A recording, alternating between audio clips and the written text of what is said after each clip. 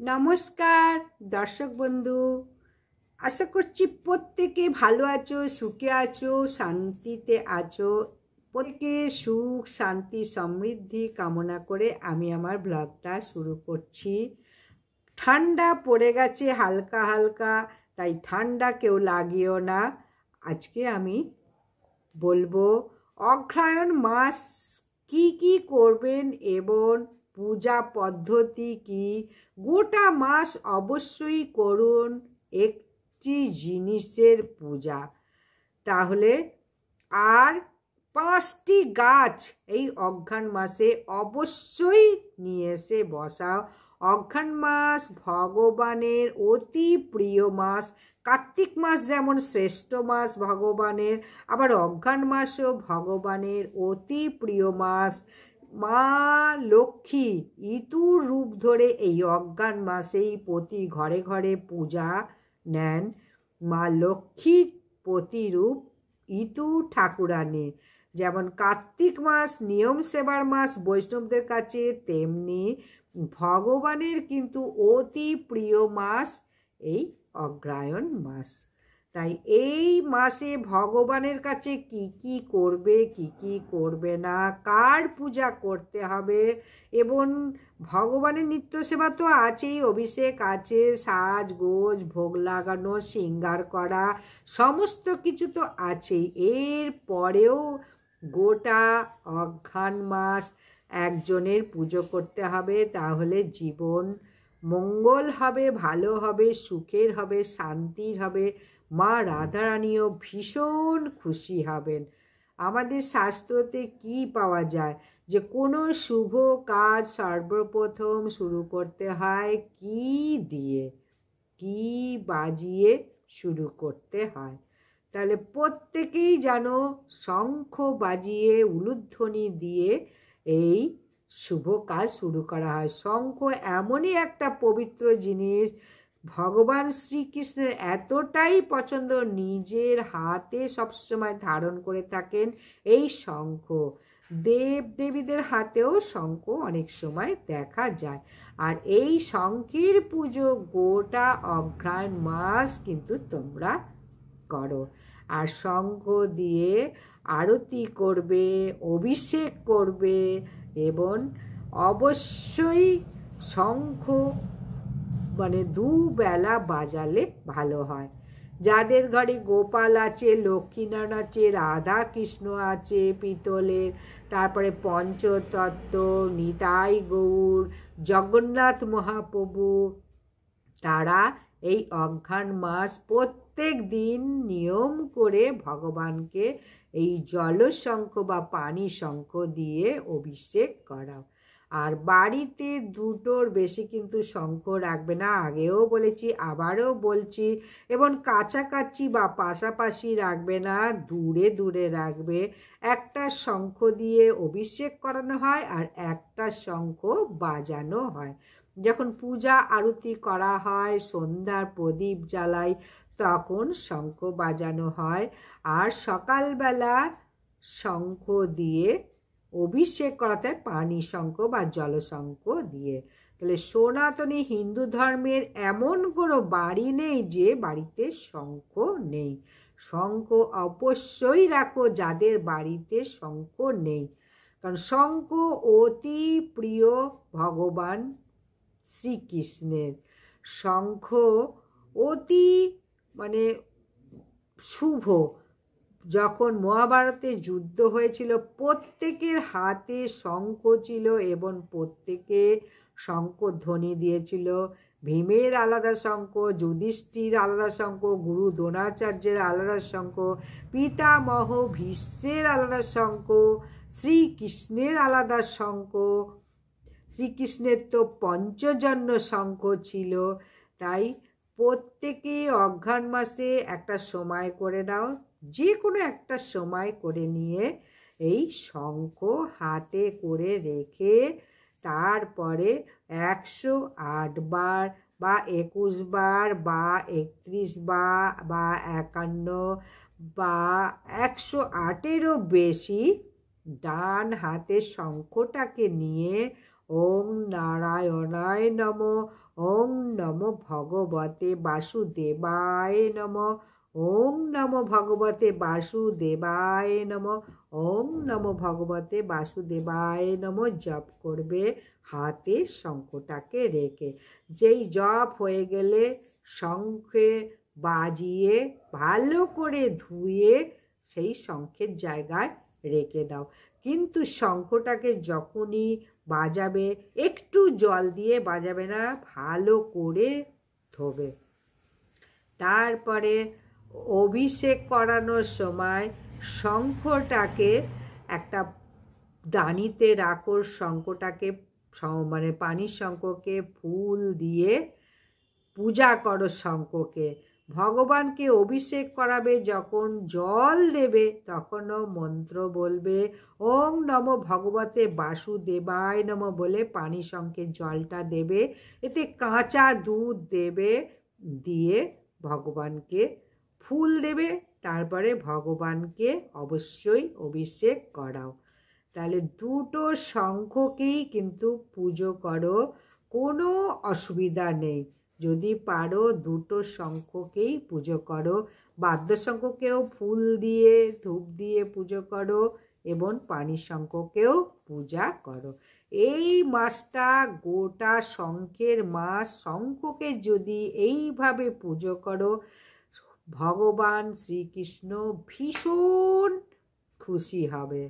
আর একটা কাজ করবে, যে ব্যক্তিরা মানে শাস্ত্রে বলছে যে মানুষ নেশা ভান করে, যে কোনো নেশা, সিগারেট বিড়িও হতে পারে, মদ হতেও পারে, বিড়ি খুটকা তামাকও হতে পারে, যে কোনো জিনিস নেশা, এমনকি চাও, তারা কিন্তু শঙ্খধ্বনি করতে পারে না, তারা শঙ্খতে মুখ লাগাতে পারে না। শঙ্খ একটা অতি পবিত্র জিনিস, ভগবানের অত্যন্ত প্রিয় জিনিস, মঙ্গলের জিনিস। তাই শঙ্খকে এরা ফু দিয়ে এটো করে বাজাতে পারবে না যারা নেশা করবে। এবার নেশা করে যদি বাজাও তাহলে উপকারের জায়গায় অপকারী হবে। এবার যে যার নিজের ব্যাপার। কার্তিক মাসে যেমন ভগবানের চরণে তুলসী পাতা দিলাম, ভগবান শ্রী বিষ্ণু শ্রীকৃষ্ণ চরণে, গোপালের চরণে, নিত্যানন্দ মহাপ্রভু নারায়ণের চরণে তুলসী যেমন দিলাম, ঠিক সেরকম শঙ্খের জল দিয়ে গোটা মাস ভগবানকে অভিষেক করাও। যারা খুব সকালে পুজো করো, যদি মনে করো যে গোপালের ঠান্ডা লাগবে এত ভোরবেলা স্নান করালে, তাহলে হালকা করে গরম জল করে স্নান করাও। আর জলের সঙ্গে একটু দুধ দিয়ে তারপরে সেই জল দিয়ে শঙ্খ জল দিয়ে পূজা করো। এটা স্কন্দ পুরাণে লেখা আছে। এই অনেকের মনে হয় যে বলাটা ঠিক হচ্ছে কিনা, স্কন্দ পুরাণের বইটা খুললেই বুঝতে পেরে যাবে। অনেকের অনেক রকম ধারণা যে সব ভুলভাল বকছে, কিন্তু না, স্কন্দ পুরাণ পড়লেই বুঝতে পারবে যে এই অঘ্রাণ মাসে কিসের পূজা পাঠ করলে ভীষণ খুশি হবে ভগবান শ্রীকৃষ্ণ। ভগবান শ্রীকৃষ্ণের প্রত্যেকটা মাসই অতি প্রিয় মাস। এক একটা মাসে এক একটা কাজ করা হয়। ভগবানের যেমন কার্তিক মাসে তুলসী, অঘ্রাণ মাসে সেরকম শঙ্খ দিয়ে পূজা করতে হয়। তাই এই রকম সবসময় মনে রাখবে। এরপর আসবে পৌষ মাস, পরপর পৌষ মাস মা লক্ষ্মীর মাস। প্রত্যেকটা মাসের এক একটা মাসের এক এক রকম নিয়ম আছে। ভগবানের প্রত্যেকটা মাসই প্রিয় মাস। পৌষ মাসে কি করতে হবে সেটাও বলবো, মাঘ মাসে কি করতে হবে সেটাও। প্রত্যেকটা মাস প্রিয় মাস।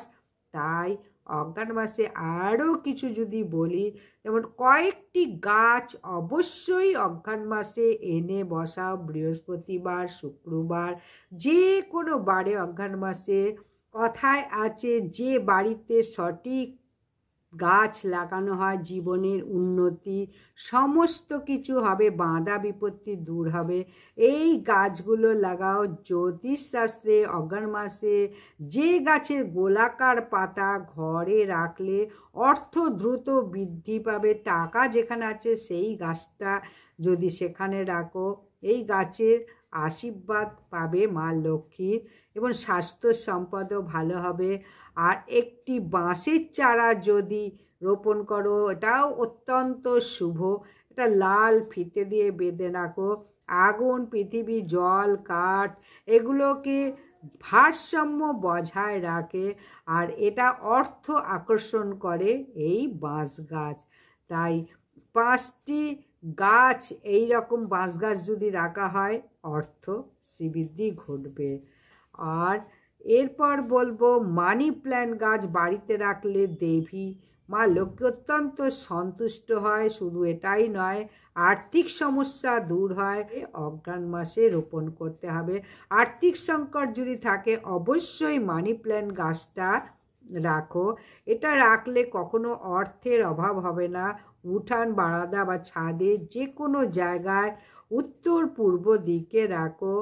আর একটা বলবো, যে কোনো বৃহস্পতিবার বাড়ির উত্তর পূর্ব কোণে কলা গাছ বসাও এবং নিয়মিত এই কলা গাছের পুজো করো। স্বয়ং বিষ্ণুর অত্যন্ত প্রিয় অঘ্রাণ মাসে অবশ্যই একটা কলা গাছ রাখো এবং পূজা করো। সন্ধ্যায় অবশ্যই ধূপ দ্বীপ জ্বালাও, জল অর্পণ করো এবং বাড়িতে একটা অতি পবিত্র ফল নারকেল অঘ্রাণ মাসে কিনানো।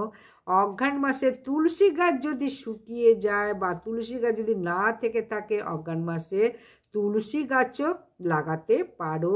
এই গাছ লাগালে মা দেবী লক্ষ্মী অবস্থান করবে গৃহে।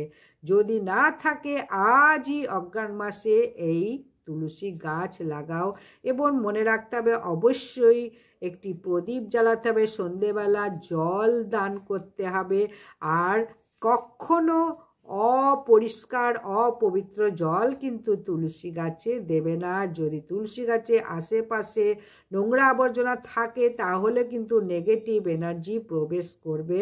তাই তুলসী গাছ সবসময় পরিষ্কার পরিচ্ছন্ন করে রাখবে। আর যদি অর্থর অভাব থাকে বাগান বা বাড়িতে কুমড়ো গাছ লাগাও, অত্যন্ত শুভ, অনেক উপকার আছে।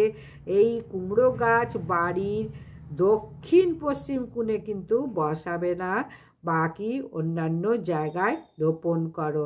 এছাড়াও অঘ্রাণ মাসে ভগবান বিষ্ণু, শনি দেবের ও শিবের অত্যন্ত প্রিয় গাছ অপরাজিতা গাছও এই অঘ্রাণ মাসেই রোপণ করো। অপরাজিতা গাছ দেবী দুর্গারও অত্যন্ত প্রিয় গাছ। বাড়ির উত্তর দিকে অত্যন্ত শুভ হবে এই গাছটা লাগালে, ধন সম্পদ বৃদ্ধি পাবে।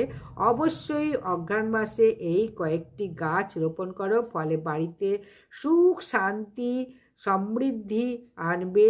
এই গাছ বিষ্ণুর অত্যন্ত প্রিয়, সমস্ত বাধা কেটে গিয়ে স্বয়ং লক্ষ্মী ঘরে আসবে। তাহলে যদি ভালো লাগে চ্যানেলটাকে সাবস্ক্রাইব করো এবং ভক্তি ভালোবাসার সঙ্গে জয় শ্রীকৃষ্ণের জয়, জয় মা লক্ষ্মীর জয় এই কমেন্টে লেখো এবং অবশ্যই বেশি বেশি করে শেয়ার করে দাও, এই কথাগুলো বলে দাও। নমস্কার।